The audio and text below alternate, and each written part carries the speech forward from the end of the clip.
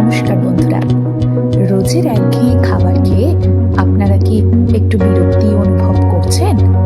তাহলে রোজের খাবারেরই উপাদান এমন এক জিনিস যার স্বাদ কিছুটা বদলে দিয়ে তৈরি হবে একটা নতুন স্বাদের খাবার। সেই রকমই একটা সুস্বাদু খাবার নিয়ে আজকে চলে এসেছি আপনাদের সামনে। পটল দিয়ে, সয়াবিন দিয়ে এবং ডিম সেদ্ধ দিয়ে পাতলা ঝোল, অপূর্ব স্বাদের এই খাবারটি আপনারা গরম গরম ভাতের সাথে একদিন খেয়ে উপভোগ করতেই পারেন। চলুন শুরু করা যাক। প্রথমে একটা গরম ফ্রাইং প্যান নিয়েছি। ফ্রাইং প্যানটা গরম হয়ে যাওয়ার পরে তাতে তেল দিয়েছি। তেলটা যখন একটু গরম হয়ে এলো, সেদ্ধ ডিম কড়ার মধ্যে দিয়ে দিলাম। এবার ওই ডিমটাকে আমরা লাল লাল করে ভেজে নেব, যাতে ওর মধ্যে স্বাদগুলো ঢোকে। আপনারা যদি চান তাহলে ডিমটাকে ছুরি দিয়ে হালকা করে কেটে কেটে নিতে পারেন, ঠিক যেভাবে চিকেন চাপ করার সময় আমরা চিকেনটাকে কেটে কেটে নিই। তারপরে ওই ডিমের মধ্যে একটু হলুদ আর একটু নুন ছড়িয়ে দিলাম। তারপরে ভালোভাবে নেড়ে নিলাম।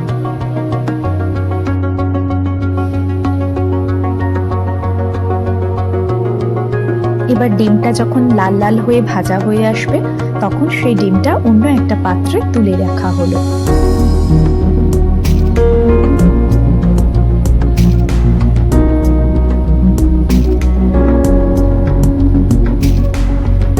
তারপরে সেই তেলেতে, গরম তেলেতে আপনারা চাইলে আর একটু তেল দিতে পারেন, একটু জিরে, গোটা জিরে দিয়ে দিলাম তেলেতে।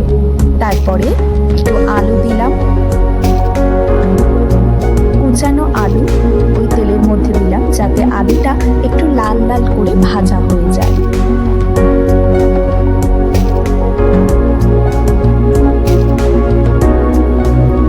যখন আলুটা ভাজা ভাজা হয়ে গেল, তখন কুচিয়ে রাখা পটলকে আমরা ওই তেলের মধ্যে দিয়ে দিলাম।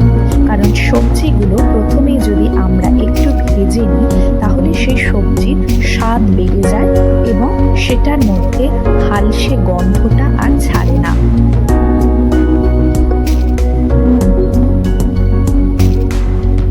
এরপর একটু হলুদ দিলাম। হলুদ দিয়ে ভালোভাবে নেড়ে নিলাম সবজিগুলোকে।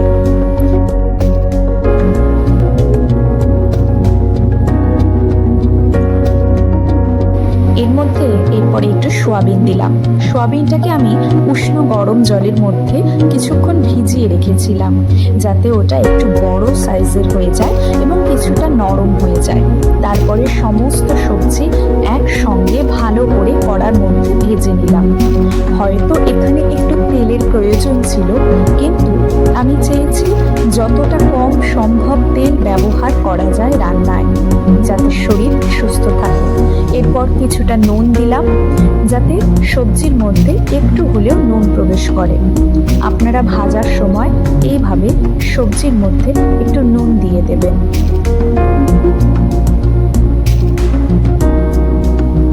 এরপরে একটু পেঁয়াজ কুচানো দিয়েছি।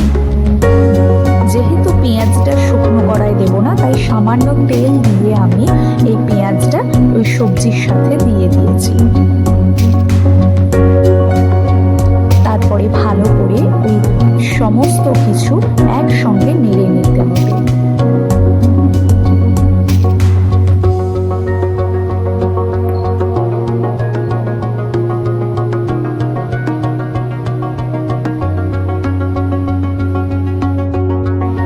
এরপর এর মধ্যে একটু টমেটো কুচি দিয়ে দিলাম।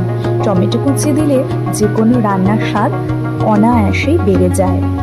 তারপরে আবার টমেটোটা যাতে ভালোভাবে একটু ভাজা হয়ে যায়, যাতে নরম হয়ে আসে, সেই জন্য একটু নেড়ে নিলাম গরম কড়াতে।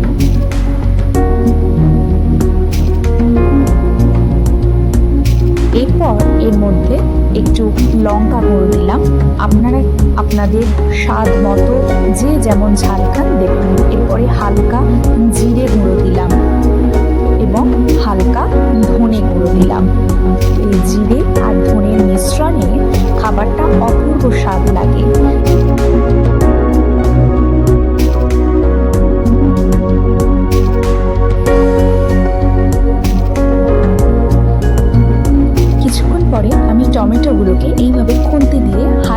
সঙ্গে নিয়েছিলাম, যাতে টমেটো থেকে রসটা ভালো করে মশলার গায়ে লেগে যায়।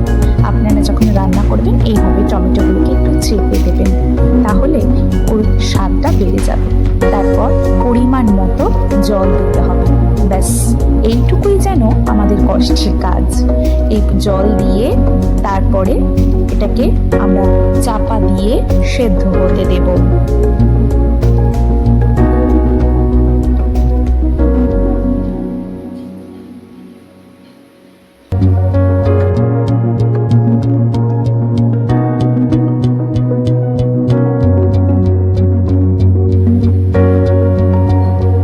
এবার আমি এর মধ্যে একটা ঢাকনা দিয়ে দিলাম। এবার এটা সেদ্ধ হবে। আপনারা এবার 10 মিনিট মতো সময় নেবেন যাতে এটা সেদ্ধ হয়ে যায়। 10 মিনিট পরে আমি ঢাকাটা খুলেছি। ঢাকাটা খোলার পরে আমি দেখে নিলাম সবজিগুলো সেদ্ধ হয়েছে কিনা।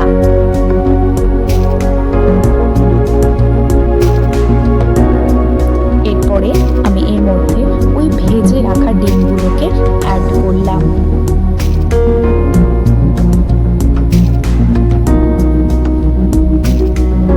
তারপর এই ডিমগুলোকে দিয়ে ভালো করে ঝোলেতে মিশিয়ে নিলাম।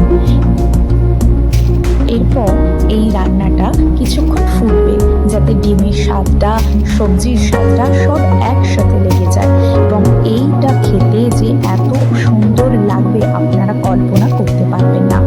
আমি কিছুক্ষণ চাপা দিয়ে সেটাকে রেখে দিয়েছিলাম যাতে স্বাদটা আরো একটু ভালো হয়। তারপরে চাপাটা খুলে নিয়ে কিছুক্ষণ 2 মিনিট মতো ফুটিয়ে নিলাম। তারপরে একটু ধনে পাতা কুচি দিলাম। এই যে এবার আমাদের খাবার একেবারে রেডি।